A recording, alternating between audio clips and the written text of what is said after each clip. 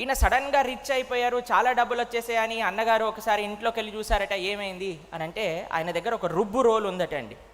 ఆ రుబ్బు రోలు పైన ఒక మంత్రం చెప్తే అక్కడ నుంచి ఉప్పు వస్తుందట. ఆ ఉప్పు అమ్ముకొని ఈయన చాలా డబ్బులు సంపాదించేశాడు. అయితే ఈయన అనుకున్నాడు, ఎలాగైనా సరే ఈ విసుర్రౌతు నా దగ్గరకు వచ్చేస్తే చాలా బాగుంటుంది అని ఒకరోజు రాత్రిపూట దొంగతనం చేసి తెచ్చేసుకున్నాడు. భార్య, పిల్లలు అందరినీ కూడా ఒక పడవ ఎక్కించేశాడు.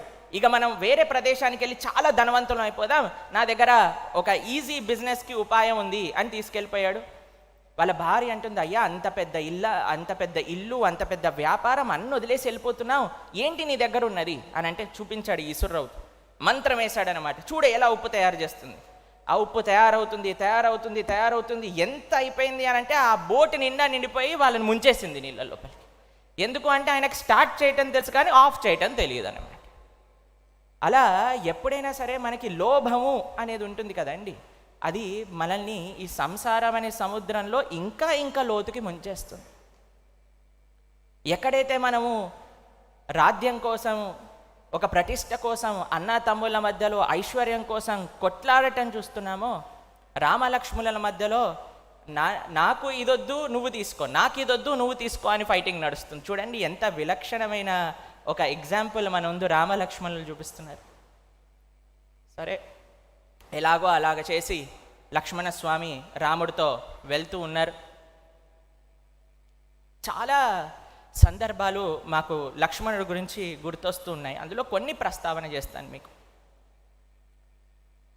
ఇటీవలే మనం కోల్కత్తాలో జరిగిన ఒక సంఘటన గురించి అందరం బాధపడుతూ ఉన్నాం. అరే, ఇంత సభ్య సమాజంలో ఇలాంటి జరుగుతాయా అని చాలా ఆశ్చర్యం కూడా వేస్తుంది. ఒకసారి మేము ఒక ప్రోగ్రాంకి వెళ్ళినప్పుడు మమ్మల్ని అడిగారు, ప్రభుజీ ఇలాంటివన్నీ ఈ ప్రపంచంలో ఎందుకు జరుగుతున్నాయి, ఇవి జరగద్దంటే మనం ఏం చెయ్యాలి? మేమన్నా ఇది జరగద్దు అని అంటే ప్రతి ఒక్కళ్ళకి రామాయణాన్ని బోధించండి. రామాయణం సీరియల్ టెలికాస్ట్ అయ్యేది ఫస్ట్ టైం భారతదేశంలో. ఎప్పుడైతే టెలికాస్ట్ అయిందో మీకు ఒక ఆశ్చర్యకరమైన విషయం చెప్తాను. 40% క్రైమ్ రేట్ తక్కువైపోయిందట కేవలం రామాయణ సీరియల్ని చూడటం ద్వారా. కానీ ఎవరైతే రామాయణాన్ని అధ్యయనం చేస్తారో, వాటి లోపల ఉండే తత్వములను తెలుసుకుంటారో, ఇంకెంత గొప్ప వాళ్ళ మారగలుగుతారు చెప్పండి. మీకు ఈ విషయం తెలుసు, సీతమ్మ తల్లిని రావణాసురుడు అపహరించేస్తారు.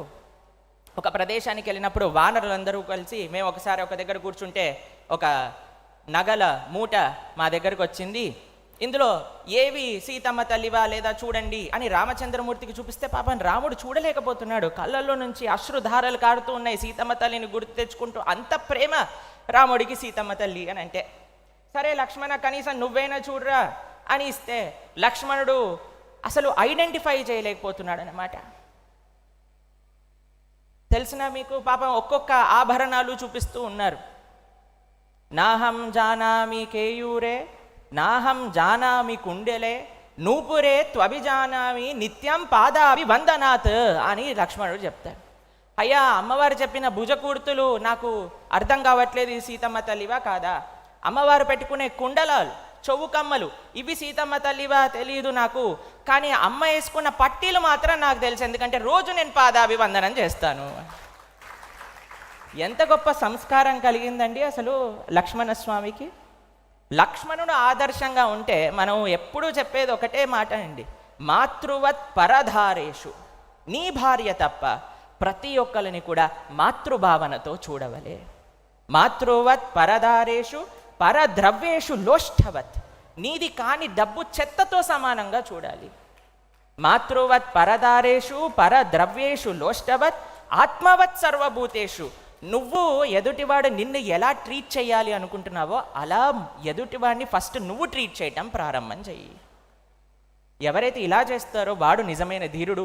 ఈ 3 లక్షణాలు మనం లక్ష్మణస్వామిలో చూడగలుగుతాం. మాతృవత్ పరదారేషు, ఎంత కర్తవ్య నిష్ట చూడండి సీతమ్మ తల్లి పట్ల, ఎంత మాతృభావన సీతమ్మ తల్లి పట్ల లక్ష్మణస్వామికి ఉన్నది.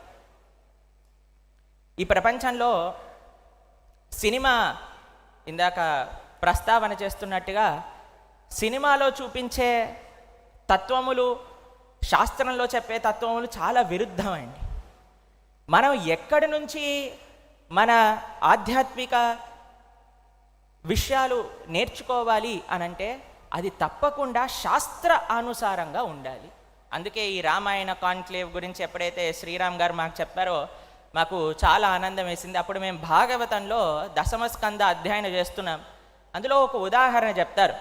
ఎప్పుడైతే వర్షాకాలంలో ఒక దారిని ఉపయోగించామనుకోండి, ఆ గాడి పైనంతా కూడా చెట్లు మొలుస్తాయి. చూసారా మీరు? అసలు ఇక్కడ దారి ఉంది అని కూడా కనిపించదు, ఆ దారి మొత్తం మూసుకుపోతుంది. అలానే ఎప్పుడైతే మనం శాస్త్రాన్ని అధ్యయనం చేయమో అసలు ఇది నిజంగా శాస్త్రం చెప్పే మార్గము అని కూడా మూసుకుపోతుంది అన్నమాట. అప్పుడు వేరే తరాలకి తెలియదు అసలు శాస్త్రంలో ఏం చెప్పారు అని. కాబట్టి శాస్త్ర అధ్యయన, శాస్త్రముల పట్ల చర్చ అనేది చాలా చాలా ముఖ్యమైనదండి.